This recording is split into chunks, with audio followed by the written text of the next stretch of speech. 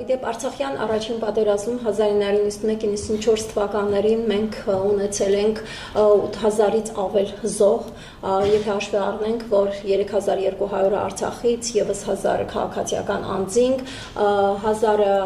Իջևանի Ադրբեջանի հետ ունեցած սահմաններում, մնացածը Հայաստանի մնացած բնակավայրերի մասնակիցներից, այսինքն մենք մեծ կորուստ ենք ունեցել Արցախյան առաջին պատերազմում, մեծ կորուստ ենք ունեցել նաև ապրիլյանում 93-ից ավել զոհ, մեծ կորուստ ենք ունեցել 44 օրյայում մոտ 5000-ի չափ զոհ, 838-ը Արցախից, ինչպես նաև ինչու չէ նաև 2023 թվականին, այսինքն մեր մարտիկները փառքով են կատարել իրենց մարտական պարտականությունները։ Այսօր մեր բանախոսն է պարոն Ալբերտ Բազեյանը, Համահայկական ազգային միասնության խորհուրդ միավորման վարչության անդամ, պահեստազորի գնդապետ, Արցախյան պատերազմների մասնակից։ Խնդրեմ պարոն Բազեյան։ Շնորհակալություն, նախ ուզում եմ մեր ժողովրդին մեկ անգամ ևս շնորհավորել ֆաշիզմի դեմ հաղթանակի, Շուշիի ազատագրման եւ Արցախի բանակի հիմնադրման հետ կապված։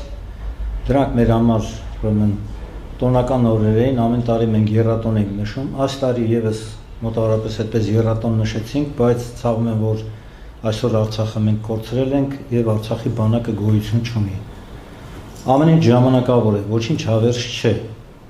Այսօր Արցախը մերը չէ, մոտավորապես 28 տարի մերն էր, Արցախը նորից լինելու է մերը։ Մենք հզորացնելու ենք մեր բանակը եւ ազատագրելու ենք Շնամու կողմից բռնազավթված Արցախն ու մեր հայրենիքի մյուս հատվածները։ Բայց այդ խնդիրը լուծելու համար ես նորից շեշտում եմ, ամենտեղ ասել եմ, որպես միջոց պետք է հեռացնել գործող ապազգային թուրքամետ իշխանությանը։ Գործող ապազգային թուրքամետ իշխանությունը մեր փառավոր, մեր հաղթական, մեր տաղանդավոր ժողովրդին տարավ համապատրաստից պատերազմի, մեր ժողովրդին մատնեց պարտության եւ Արցախ ամուսնեց Թուրքին։ Ուրեմն բնականաբար այս իշխանությունից ազատվելու համար անհրաժեշտ է լայն համախմբում, որի համար մենք աշխատում ենք, որի համար մենք ձևավորել ենք Համահայկական ազգային միասնության խորհուրդ միավորումը, որը իր վերջ ներառում է մի քանի տասնյակ ազգային ընդդիմադիր առողջ քաղաքական ուժեր, հասարակական կազմակերպություններ, մշակութային ու մարզական միություններ, հայրենակցական միություններ, միավորումներ ձևավորված ազատամարտիկների կողմից բացի երկրապահից, որովհետև երկրապահի վերնախավը այսօր իշխանության հետ է, իշխանության հենարաններից մեկն է դարձել, բայց շարքային շատ անդամներ բնականաբար մեզ հետ են։ Ձևավորելով այդ միավորումը մենք Հայաստանի բոլոր համայնքներում եւ Երևանի համայնքներում ու բոլոր քաղաքներում շուտով ձևավորելու ենք տարածքային կազմակերպություններ, տեղական կառույցներ եւ մի գեղեցիկ օր ամբողջ Հայաստանում մեկ ոտքի ենք անելու մեր ժողովրդին ու հեռացնել ենք այսօրվա ապազգային թուրքամետ իշխանությանը։ Այսօր եւս մի տեղեկատվություն եղավ Գյումրիում ձերբակալել են լրագրող Լիլիթ Աղիկյանին իր քննադատության համար դատական իշխանությանը։ Ուրեմն մեր իշխանությունները իրենց վախից տառապում են զառուցանքով։ Անդադ իրենց թվում է թե ինչ-որ խմբեր են ձևավորվում, որոնք փորձում են ներթափանցել կառավարության շենք մի քանի հոգով, ֆիզիկապես ոչնչացնել վարչապետին, այդպես են իրենք ձևակերպում եւ բռնազավթել իշխանությունը։ Ընդ որում մի անգրագետ ձևակերպում են տալիս, մոտիվացիան հետեւյալն է՝ վարչապետի հետ ունենալով գաղափարական թշնամանք։ Այդպիսի ուրեմն մեղադրանքով ձերբակալված է ազատամարտիկ Արթուր Վարդանյանը, ընդդիմադիր քաղաքական կուսակցություն հիմնադրած, տնային կալանքի մեջ է Արագած Ախոյանը ու ելի մի քանի տասնյակ մարդիկ ձերբակալված են։ Այս իշխանությանը հեռացնելուց հետո Հայաստանում ձևավորվել է իրական արդարադատություն, քաղաքացիների իրավահավասարություն, օրենքի գերակայություն եւ ազատ են արձակվելու մեր բոլոր ապօրինաբար կալանավորված հայրենակիցները։ Իսկ ինչ վերաբերվում է առաջիկայում ինչ ենք մենք անելու, բնականաբար նոր իշխանություններից նոր ձևավորված մեկ անկալելու ենք, որ նրանք կատարելու են մեր ժողովրդի նպատակներն հետապնդող, մեր ազգային պետական շահերից բխող արտաքին եւ ներքին քաղաքականություն։ որի գլխավոր դրույթը բանակի հզորացումն է։ Նիկոլը մեր պետությունը դարձրել է ոստիկանապետություն։ Ոստիկանների քանակը ավելացրել է, բարձրաստիճան ոստիկանների աշխատավարձերը բարձրացրել է, տարին մի քանի անգամ մեկ աշխատավարձի չափով տալիս է նրանց պարգևավճարներ, որպեսզի ծառայեն իրեն, այսինքն ծառայեն իշխանությանը, ոչ թե մեր հայրենիքին։ Ուրեմն բնականաբար ոստիկանապետությունից մենք պետք է վերածվենք ռազմականացված պետության։ Ամեն ինչ պետք է դնենք բանակի հզորացման վրա։ Կարգավորենք մեր հարաբերությունները մեր պոտենցիալ արտաքին դաշնակիցների հետ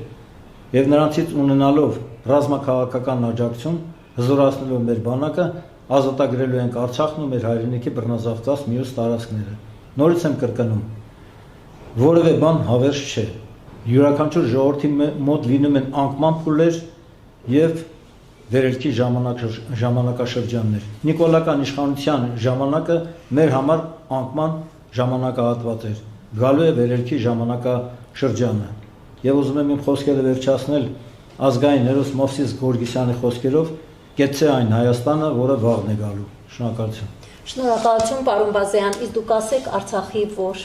տարածաշրջաններում եք մասնակցել ազատագրական մարտերի եւ որտեղ եք վիրավորում ստացել։ Վիրավորումը ստացել եմ ուրեմն Կիչան, Սրխավենդ, ուրեմն Սրխավենդը ադրբեջանական գյուղ է, Կիչանը մեր հայկական գյուղն էր։ Այդ տարածքում եմ ստացել վիրավորում պատերազմի ժամանակ, գնդակային 2 վիրավորում աչոտքի սահմաններում, ու հիմա հաշմանդամում եմ պատերազմի։ Իսկ ինչ վերաբերում է, եղել ենք եւ Մարտակերտի շրջանում, եւ Ասկերանի շրջանում, եւ Հադրութի շրջանում, բոլոր շրջաններում եղել ենք։ Նիկոլ Դուման ջոկատը կամավորական ջոկատը ես հիմնադրել եմ 90 թվականին, մասնակցել ենք բոլոր շրջաններում ազատամարտի, բացի դրանից նաեւ մեր բանում Հայաստանի սահմանամերձ գոտիներում Կապանում եւ այլն մասնակցել ենք։ Բնականաբար դիմավորել ենք հաղթանակը մեծ ուրախությամբ ու ցավոք սրտի Նիկոլ Փաշինյանի քաղաքականության հետևանքով մենք այսօր այդ ամենը կորցրել ենք, որը ես կրկնում եմ ժամանակավոր է, ոչինչ հավերժ չէ։ Ասված խոսք է, որևէ հաղթանակ վերջնական չէ, պարտությունն էլ դեռ վերջը չէ։ Կարևորը չհուսահատվելն ու չհանձնվելն է։ Մենք չենք հուսահատվելու, չենք հանձնվելու, մենք անպայման հզորացնելու ենք, նորից եմ շեշտում, մեր բանակը եւ ազատագրելու ենք Արցախը։ Արցախը Ադրբեջանի կազմում եղել է ընդամենը 70 տարի։ 21 թվականին ռուս-թուրքական համաձայնագրով թողնվել է Ադրբեջանի կազմում որպես ինքնավար մարզ։ 91 թվականին Արցախի մեր հայրենակիցները Խորհրդային Միության բոլոր օրենքներին համաձայն, սահմանադրությանը համաձայն հանրաքվեով հայտարարել են իրենց անկախությունը Ադրբեջանից։ Եվ ներկայումս մենք այս վիճակում ենք հայտնվել գործող ապազգային թուլամորթ իշխանության գործունեության հետևանքով։